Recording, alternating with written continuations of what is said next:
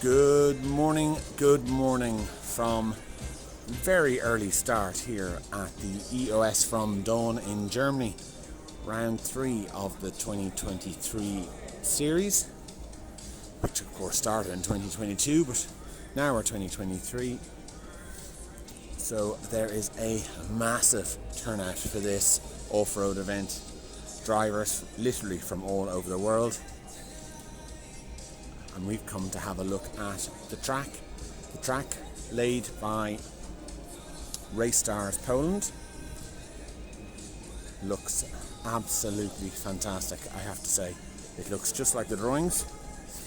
I think everybody is very excited to get started. So we're going to go down and just have a look at what's happening. So let's start off at the straight. Drivers will start coming down here over the line and past race control.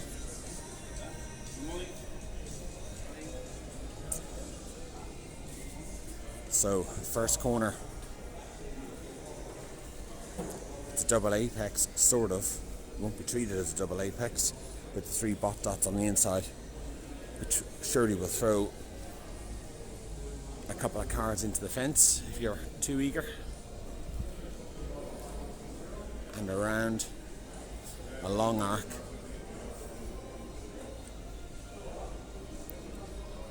through here. The good drivers will just be able to carry lots of speed and shake it off mid corner and then get back on the gas and around and up into this hairpin. Interesting hairpin because it does actually flow in, sort of another double apex kind of arrangement. Looks good though. And then there's a quick change of direction around. A lot of two-wheel drives will be looking for front grip then as they change.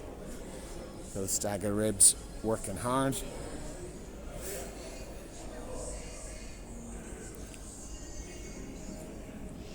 And around before we get into our first jump. Brand new set of jumps for this meeting.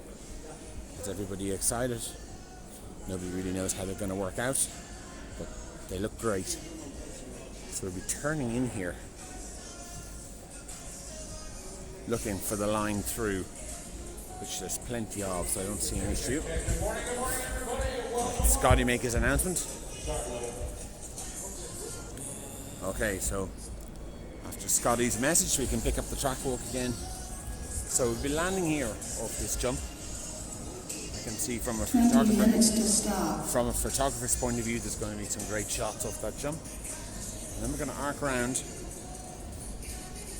into a similar jump, but just look at how far these two are apart.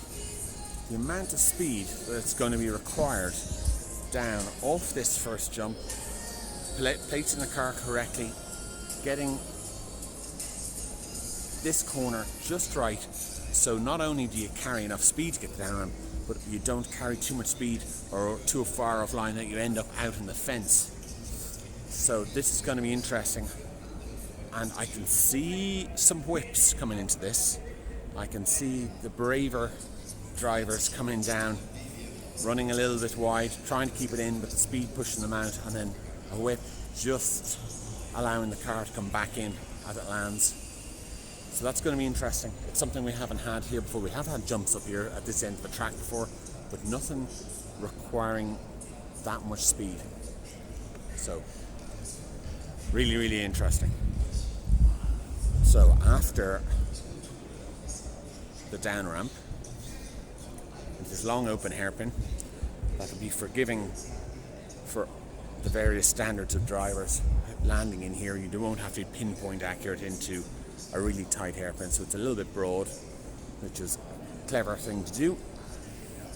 And then we're going to punch across into a tighter hairpin, followed by another double.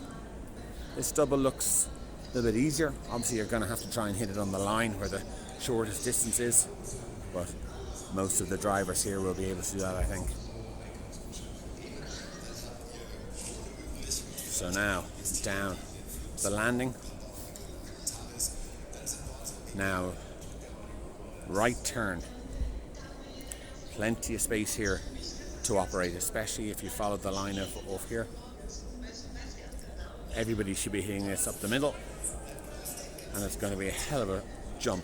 This jump's going to push the cars up into the air 4 or 5 foot, maybe even higher. And there's a huge down ramp. No issue at all with finding the down ramp. And I have to say, the presentation here is fantastic. Pavel from Racing Stars Poland has got the sponsors on the back face of the jump. He's got the sponsors painted down the down ramp.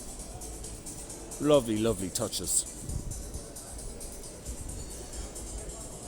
Now, once you've landed off the, shall we say, the feature jump, the big jump, it's around, and try not to overcook it over this single with a flat landing, and get your car into the hairpin. Now, a lot of the cars running super low with not a lot of droop, and flat landings are never appreciated, because what happens, especially if there's a corner here, is you get people landing in with a lot of steering on and not a lot of suspension travel, and it becomes a grip roll. But this might be shallow enough, it might be okay. We'll see. Certainly not going to affect the top drivers, and I'd say it's not going to affect a lot of drivers on their second run through, but I expect a lot of people to be caught out their first time. So after that flat landing, hairpin around to this double. I don't see any issues with this double. Nice long landing. And then you have this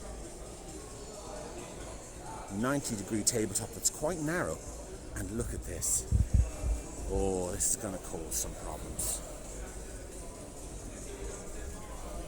A little shark tooth there on the apex, and we're quite a distance away from the rostrum. I can see that causing issues, but it's definitely going to prevent corner cutting, that's for sure. Hopefully drivers learn quickly not to get involved with that shark tooth. That looks like something that you get snagged up on.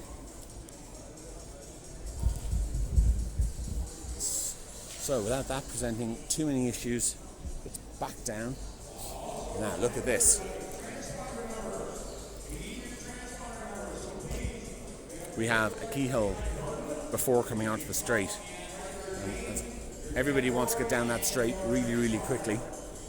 And it's going to take a bit of finesse coming down off this ramp and making sure that you are tight here and don't carry too much speed or too much understeer under power, to make sure you don't glance off these bot dots here and through.